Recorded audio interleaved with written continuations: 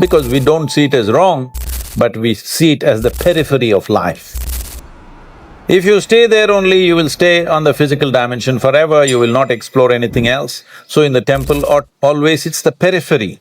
You are supposed to look at that and understand it's the periphery of life and try to make an attempt to go deeper, but at the same time not to be in denial of it.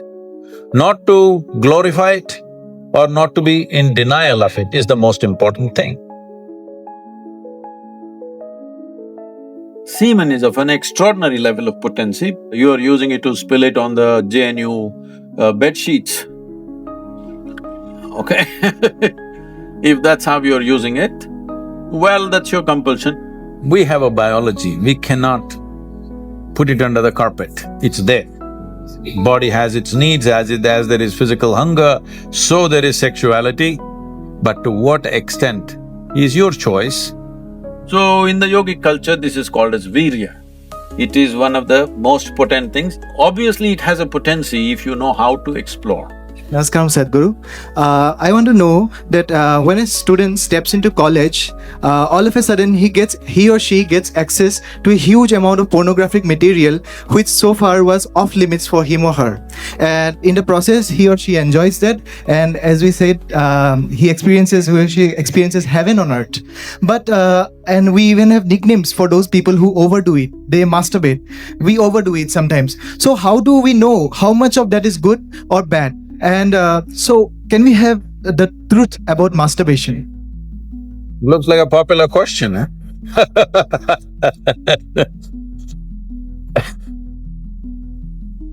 See, we have a biology, we cannot put it under the carpet, it's there.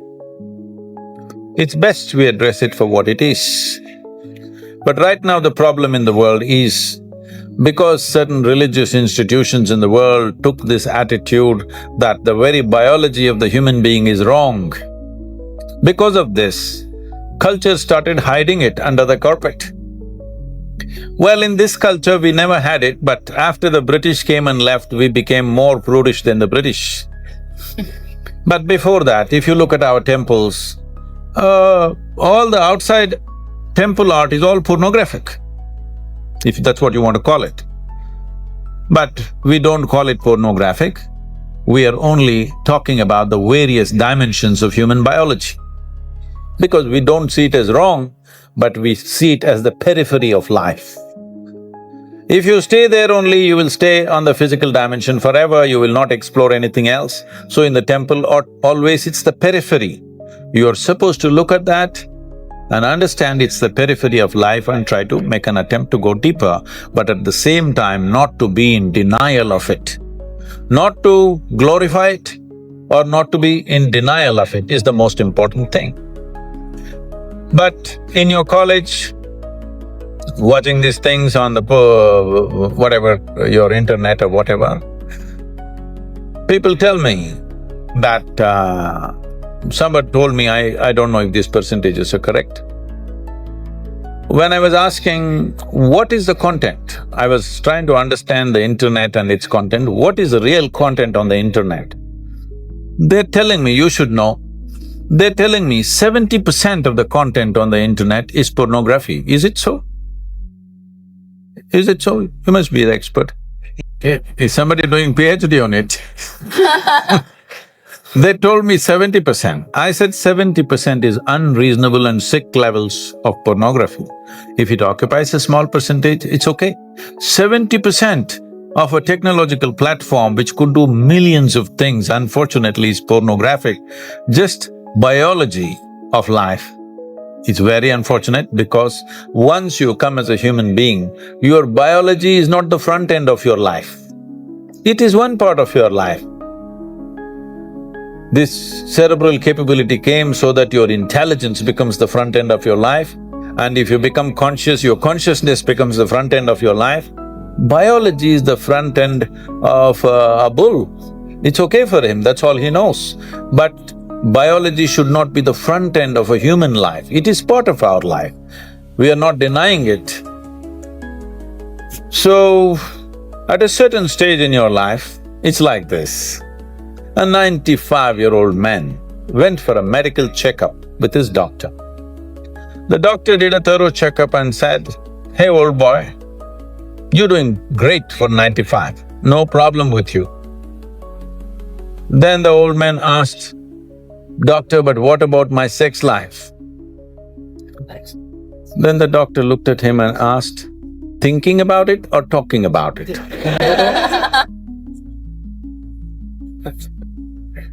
So at different stages of life, there are some times you only think about it and talk about it, there are some times you indulge in it. These are passing phases of life. How much of it is needed for you, you are the best judge. But at the same time, you came here not to explore your biology. At least you should have gone to MSc in biology. You shouldn't be wasting your time in a technological institute exploring biology. Does it mean to say you don't have biology, you don't have biological needs? You have, it's fine, but it must be on the periphery. It should not become the core of your life because it will reduce you in the sense. A creature which was purely biological evolved into a place which has an intelligence of its own beyond its biology. See, animal intelligence works for its biology alone. How to get its food, how to get its mate, this is all its entire life is. If human intelligence also functions like that, you are bellying the evolutionary process. You are seeing how to go back, take the evolutionary process backward, not necessary. This does not mean you do not have a body, body has its needs, as there is physical hunger, so there is sexuality.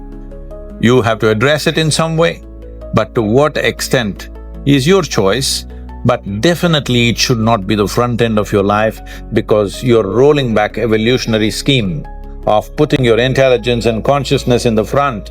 Instead of that, you're putting your biology in the front. How important is a man's semen for physical, mental and spiritual well-being?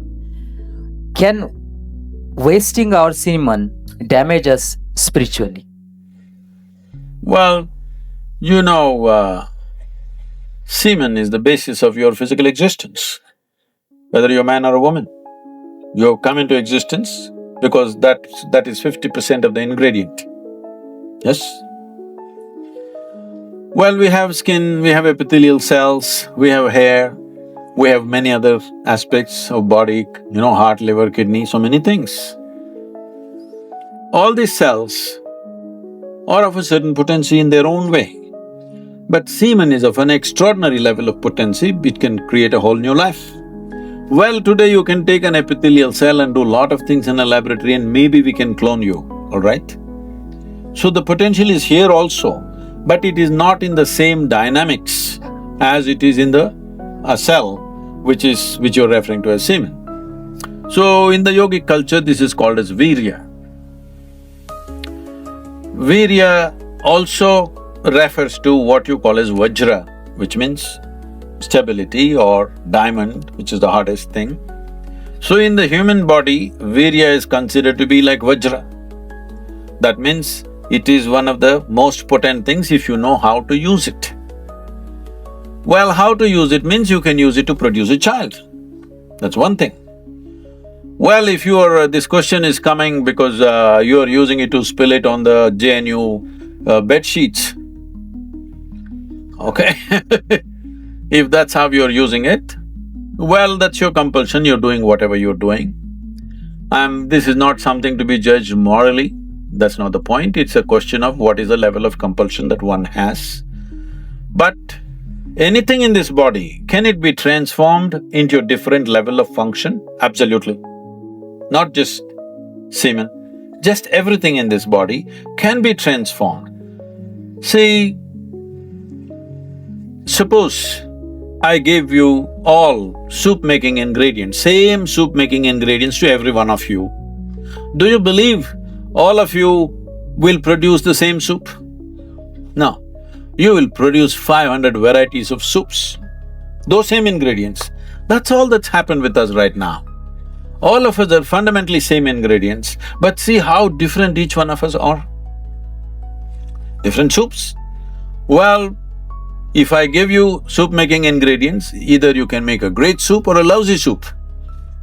Depends what kind of skills you have, isn't it? So this goes for everything, not just for semen. Every dimension of your body and your mind, you can transform into something tremendous, or you can make it mediocre, or you can make it a serious problem. Every aspect of your life. That goes for this aspect of life also. This same energy, see, people are making it literal translations, but if you want to produce a certain, let's say, epithelial cells, how much energy the body spends on it? And if you want to produce a cell which you call a semen, how much energy body spends is very different. This can be scientifically established.